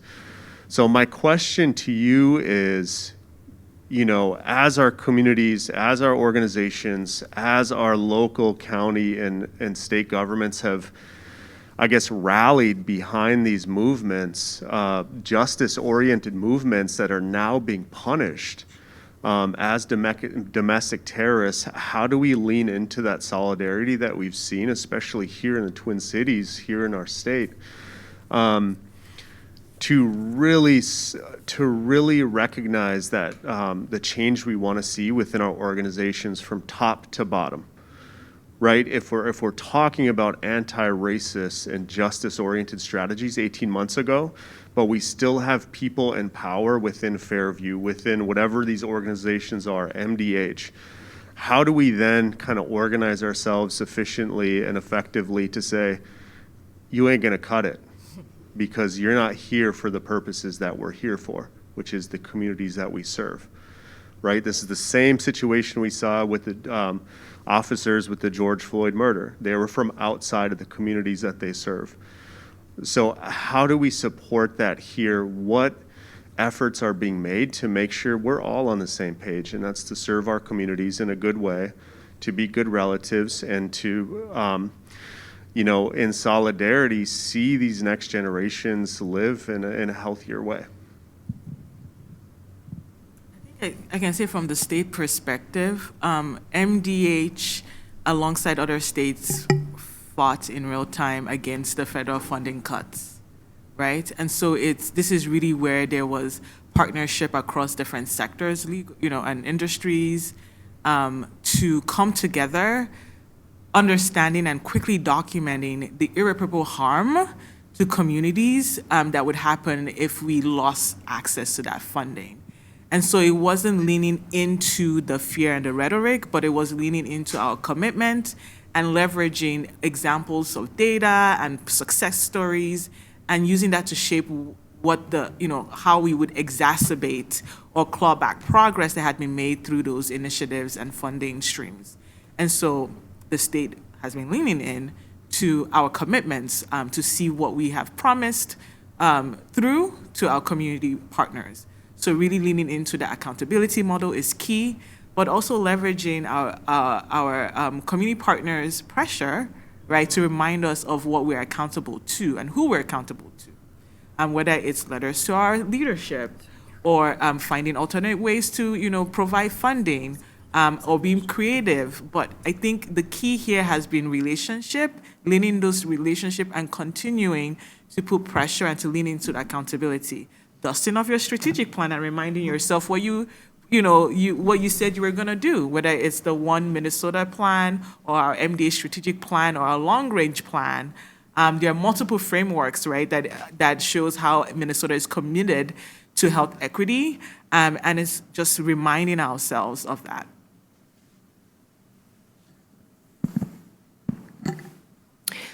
I appreciate the question, and I guess what it makes me think of is to continue to sustain the grassroots strategies, the relationships, and the engagement and pressure of community to continue to advocate these messages. And the Sisters of St. Joseph originally came to Minnesota to start a school, but ended up responding to the cholera epidemic, and that's why we had St. Joseph's Hospital as the first hospital in the state of Minnesota. And so as we think about that longstanding history of the, intention to create something that would be supportive to the community, but ultimately learning that we need to respond to something else in the moment, then that itself can also serve in many ways over generations. I think we take to heart that our Minnesota Immunization Networking Initiative, our community clinical efforts that have provided thousands of vaccine clinics, from free flu shots to COVID-19 vaccines, and helping the State Department of Health respond to numerous other outbreaks. That's been active for over 20 flu seasons now. Our Eastside Health and Wellbeing Collaborative has, just celebrated 10 years, and now is undergoing an effort called Eastside Emerging, where we have had these programs that I discussed active for over 10 years, evolving and integrating, and yet we know the data we were looking at, the county health rankings back in 2015, things have changed. How do we take stock of what's happening, continue to be in real-time conversation, looking at the data but talking to people in all sorts of places, knowing the diversity of our community and the different impacts within populations and subgroups to make sure we understand what folks are experiencing and can be responsive from that larger collective picture. We, through our Birth Justice Initiative, were able to, transform a couple of our community doula meetings to more real-time discussions, understanding the role that large healthcare institutions play, but also some of the grassroots on-the-ground organizing happening in neighbor-to-neighbor circles and chats about what was needed to respond in real time to needs of folks to access prenatal care, to be accompanied to appointments, possibly accessing mobile care. And our health system was able to respond by, providing alternative induction times, providing some escorts from our parking lots into our facilities, that a variety of these tactics help to demonstrate that we all have differing roles to play, but that when we're in conversation and have a shared bigger picture, we can all contribute to what is needed responsibly in our communities. And throughout, responding to the murder of George Floyd, to COVID-19, and to the increased immigration enforcement surge, our collaborative has been able to really be there for each other. That as the world stopped several times over in Minnesota and we became, international news yet again, there was always the chance to call together quickly that group and just be together to connect and find some common ground and stabilization. And actually, through the COVID-19 response, we were able to strengthen and transform some of our partnerships. We launched a food packaging hub that for several years out of our health and wellness hub packaged 100,000 pounds of food weekly to go out to community organizations, employed high school workers, so that we invested in youth workforce as well. And then created a community hub out with the Sane Foundation on the east side of St. Paul.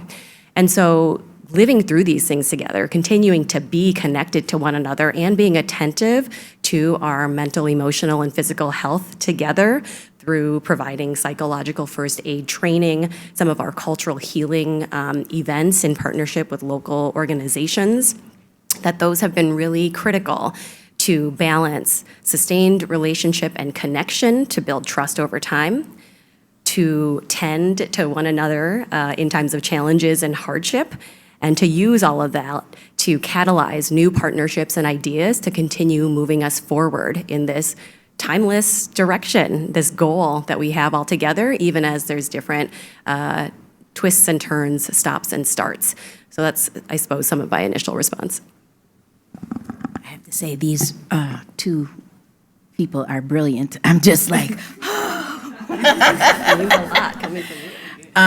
so I will just add one thing. As a psychologist, sometimes we would say in one-on-one sessions with people who were stuck, or how's that working for you when you keep doing the same thing and something isn't changing?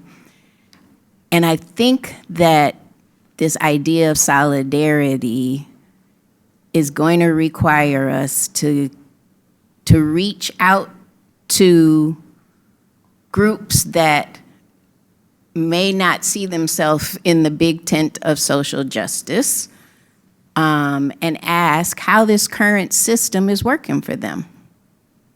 Because it's really not when you look at the data, And the oldest trick in the book is to divide Black and brown and indigenous people from white people, to divide people by educational and income status, to keep a very small group of people in power, hoarding wealth and health and well-being. And I think this is the challenge for all of us, is to figure out how we build those bridges across groups that are intentionally kept apart. If you think about like Bacon's Rebellion, all these, we've played, this game has been played many times before. And solidarity requires us to voice our shared grievances and find power and solutions together, which is really hard, but I think even more important right now. We're doing a couple of things from an academic perspective. So the paper I showed you at the end is a way that we've been working with people in academia to change what we teach and try to help students understand that power building and breaking power of those that are doing things that are not going to produce health is a core public health skill. And I think that working with community organizers who then become healthcare system delivery leaders is also a big push now in governmental public health. So the what used to be called human impact partners, now they're called health in partnership, have been working in this intersection of community power building and community organizers working with governmental public health with an inside-outside strategy to better position us to change the systems and structures that create community conditions that don't produce or do produce health. Thank you so much. Somehow my question turned into like a 5-minute, like, I didn't mean for that. Thank you. You're all good. You're all good. Thank you, Dr. Hill. Any other questions from folks in the room? Yeah, we've got so many. Thank you. I wanted to just kind of follow up on a statement that Dr. Johnson made about asking the right questions, and I think it was related to the importance of data. And I wanted to know how do you define data equity in your work, and how might we practically operationalize data equity in our organizations? Yeah, that's a really big and important question, and I don't think we are doing the absolute best in that area. So a lot of the work that we do, well, all of the work that we do in county health rankings relies on secondary data. And so there's some benefits to that in terms of the data being reliable and available over time for trend studies and publicly available. And so that, I think, is the positive side of some of the work that we've done. I think some of the critique that we hear, which is true and important, is that limits the stories that we can help communities tell about their health or the barriers to health. And that a more ground-up approach from communities and community-based organizations about the data that they need and want to measure their health and their health improvement is missing from that particular data set that we've been leading. The other critique that, I mean, we've got several critiques, is that the data isn't available at a small enough geographical scale to measure within county disparities. And that is also very real. And then the third critique that I think we get is that the model and the way that the data is presented makes it possible for someone to conclude that those are all of the factors that drive health, and they are not. They represent the factors that are empirically and theoretically valid and for which we have data at the county level across the country, but they are certainly not exhaustive. So I'm a fan of a both and approach. So I've been saying, like, that data set is like an old pair of jeans. It still fits. I really like it. And I use them every, and so great. But it doesn't need to be the only data set that is available. So I think it's a data set that has and continues to do important work in both starting an important conversation about a broader way of understanding what and how health is produced. It has some unique features in that it's connected to a model that not all other data sets are, and it's connected to what works for health. My favorite part of the work, which is a curated library of evidence-based and evidence-informed policies and practices that link directly to the factors that we've noted in our model. And now we've added also a narrative component that helps us to understand the underlying worldviews, values, and norms that shape what we think is possible. So I hope that we get to a both-and strategy, and I appreciated the dean's remarks at the beginning that the public health system and the data equity system was not like in the greatest shape before this current iteration of the federal government. And so if somebody, all of us can think of better ways to do it, now is the time. And I think we can still, we may still want to lean on some of these old school resources to complement community-driven, community-led data systems as well. And I would love to hear your thoughts about, data.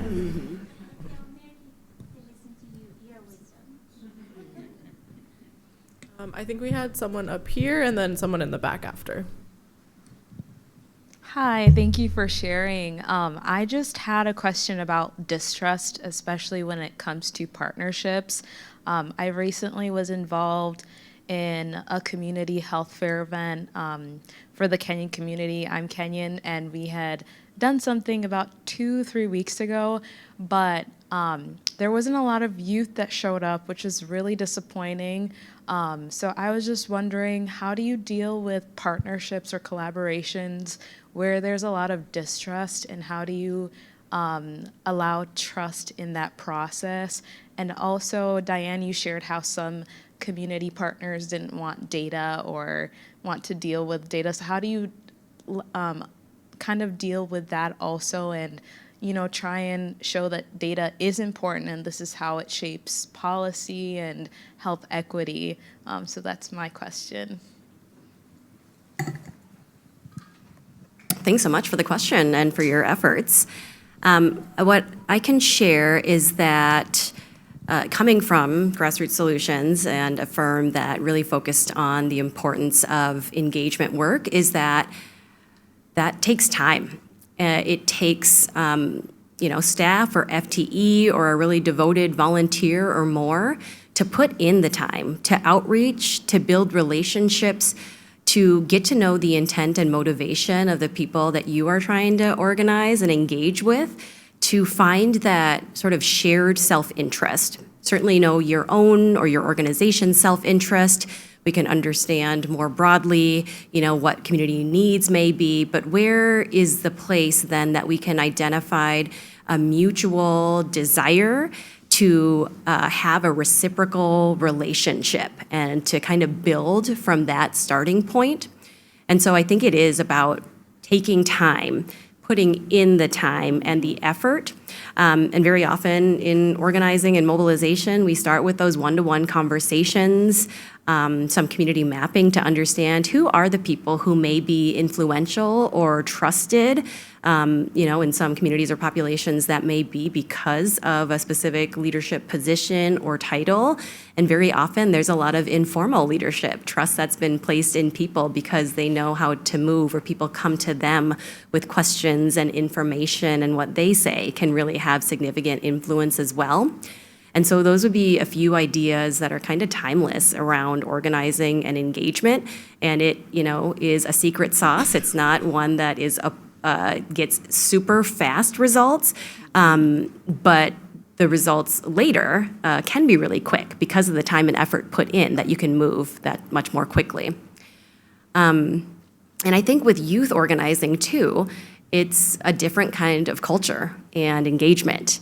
And the efforts that I had been a part of as a young person that did do a lot of youth and peer-to-peer organizing, whether it was around, local issues and public health issues or international globalizing issues with the Student Global AIDS Campaign or the Student Campaign for Child Survival, those really required us as organizers often to be youth or like youth-adjacent adults who could connect with young people and youth culture, and also the logistical things about school calendars and schedules and transportation and the things that make it difficult for youth to engage, but also to make it fun, and make it a social thing and something that, again, really speaks to a variety of interests that they may have through that point of connection.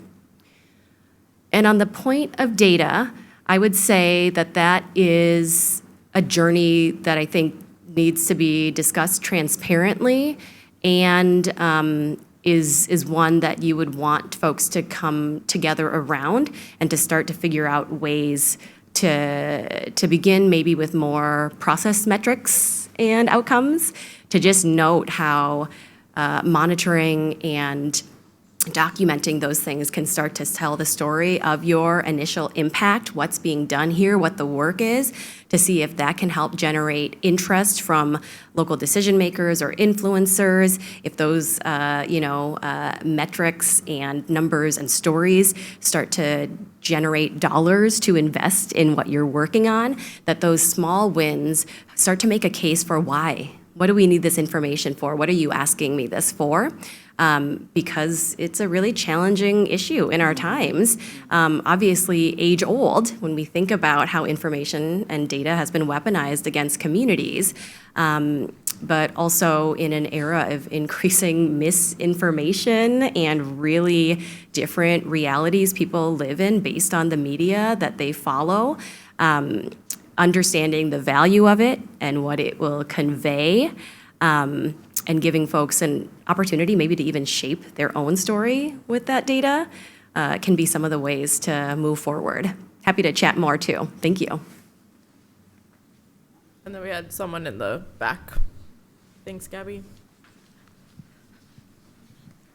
Sorry for making you run out. Oh, no worries.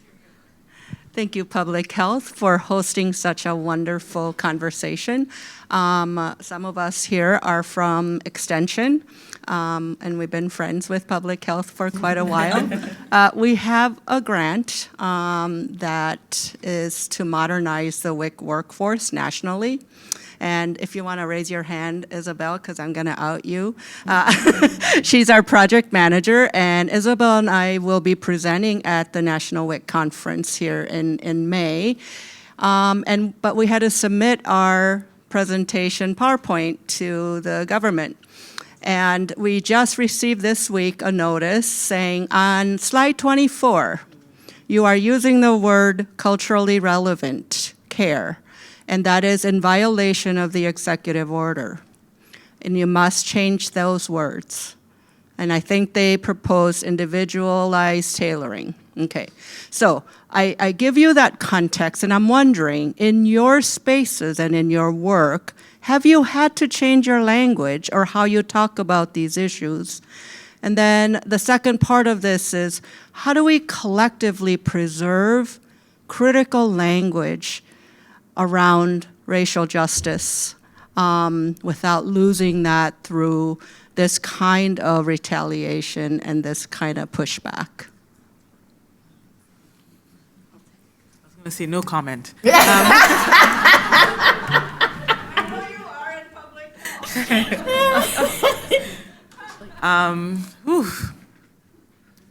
It's been a struggle.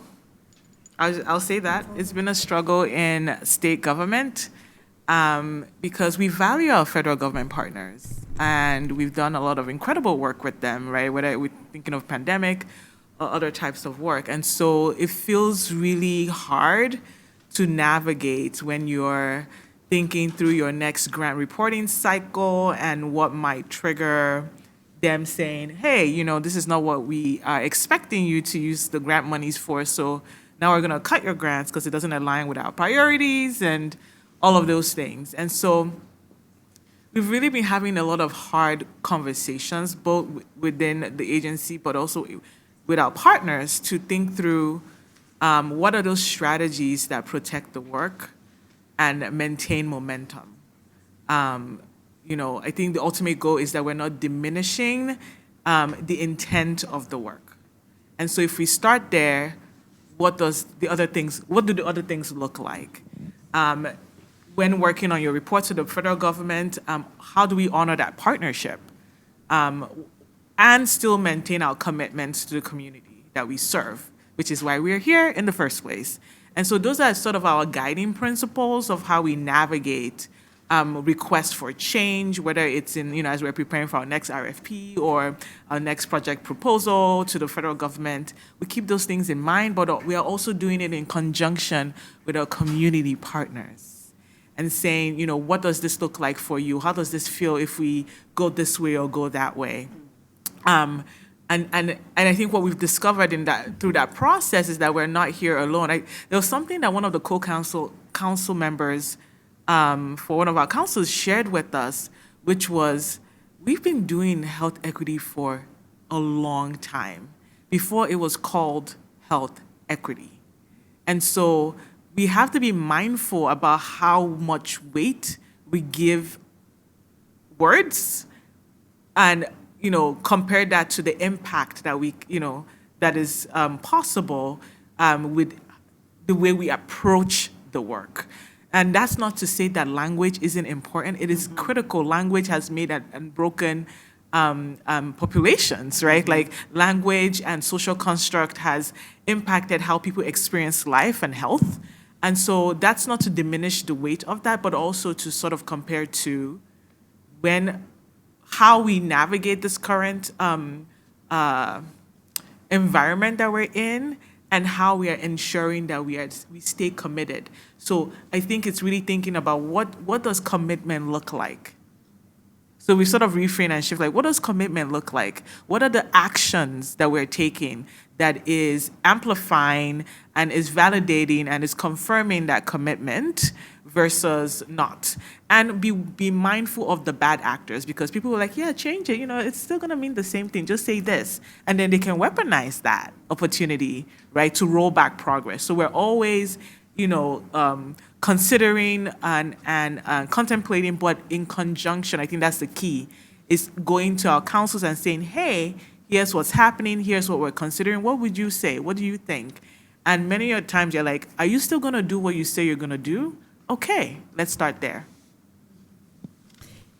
We have time for another question or two, and then we have some very brief closing comments, and then we're going to invite you, if you care to stay and just have a little bit of informal conversation. So we just want to open it back up to the audience. Are there any questions? Yes. I have a question. Hi, Trish Olson, also with Extension here at the U.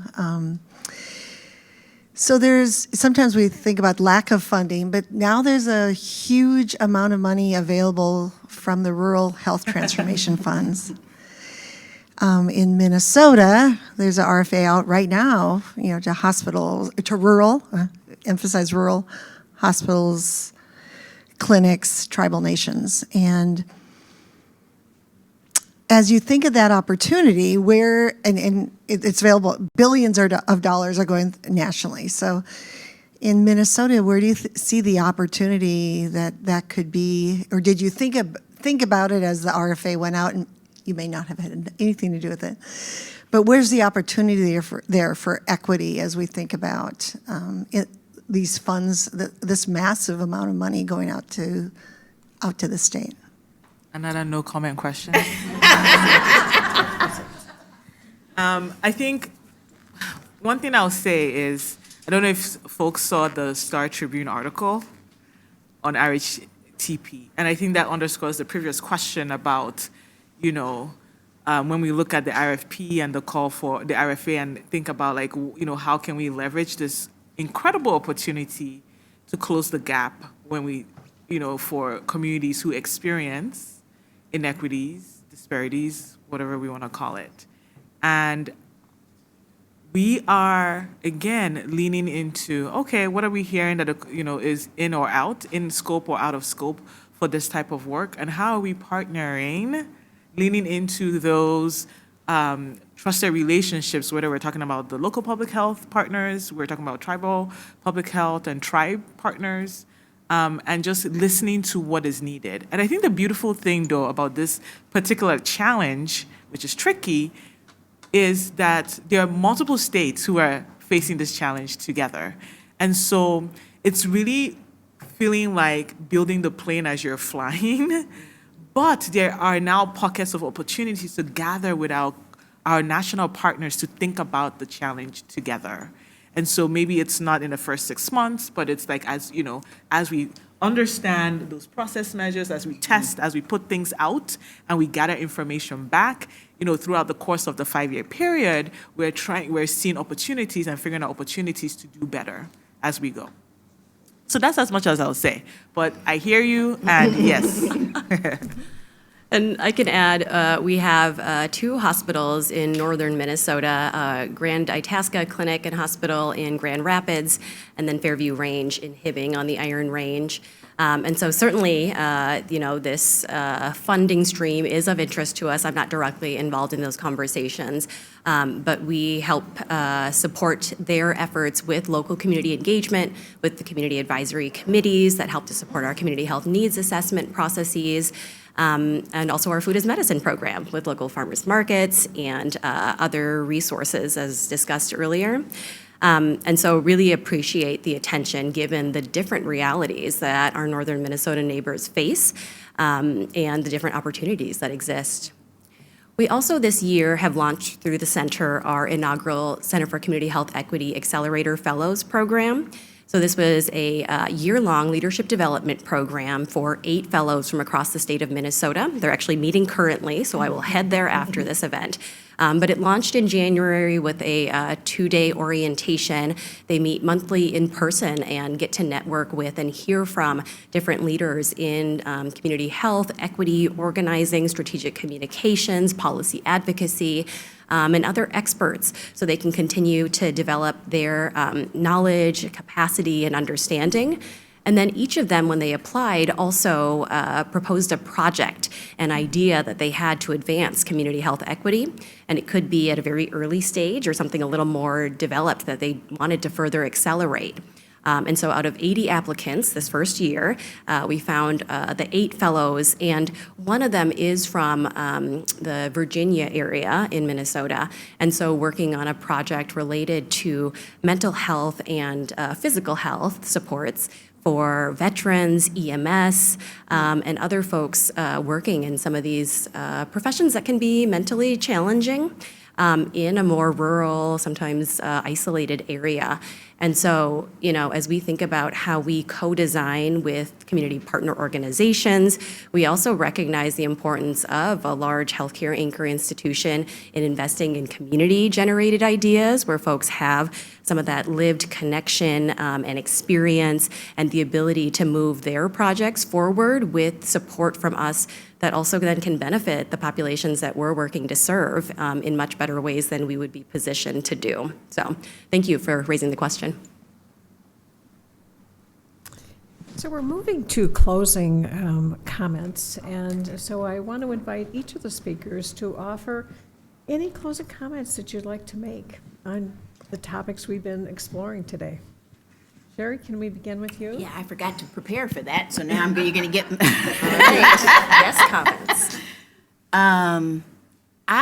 I've been thinking a lot about trying to be open to hearing ideas that aren't aligned with the ones that I have held for a very long time, and to being open to thinking about where there are important critiques that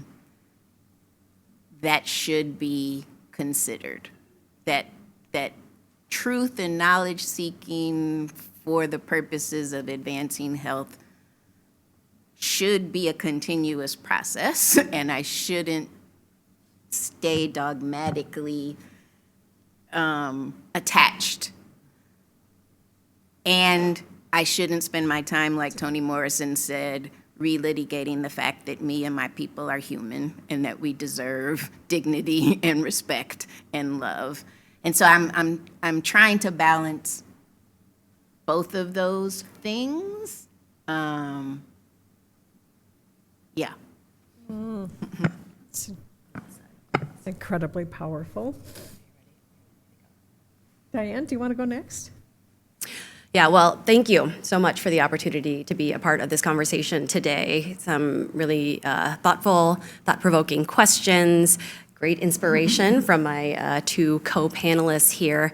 And I would just, echo the remark that we are not strangers to one another in this room when we think of who in our communities locally here in Minnesota, Wisconsin, the Midwest, of who's trying to affect change in our communities and advance health equity.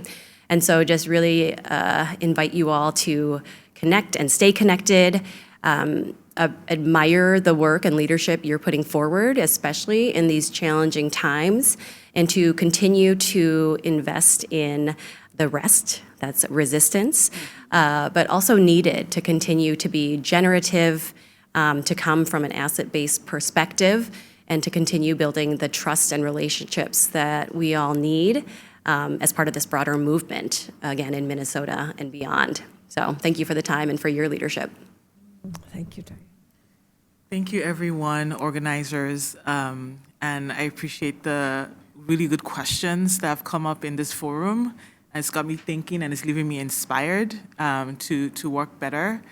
And I think I just wanted to restate something that I shared throughout this morning, which is health equity cannot be achieved on our own, right? Like not one single person or agency or office or institution or organization can achieve health equity on its own. It takes all of us. And what is at the crux of that success is relationships. And relationships show up under pressure, but it's because of that, the strength of a relationship, building the strength of your relationship is really important to invest in before the pressure shows up. I'm building relationships now, and it's harder to do versus, say, 2 years ago. But also appreciate the relationships that MDH has invested in that's helping us see this season through. And so if you take nothing away, it's like, do not wait for the hard times to invest in relationships. Do it now and think about it as an investment for the future that is mutually beneficial. So I think that's what I will reiterate in this moment. And thank you so much for the time. Well,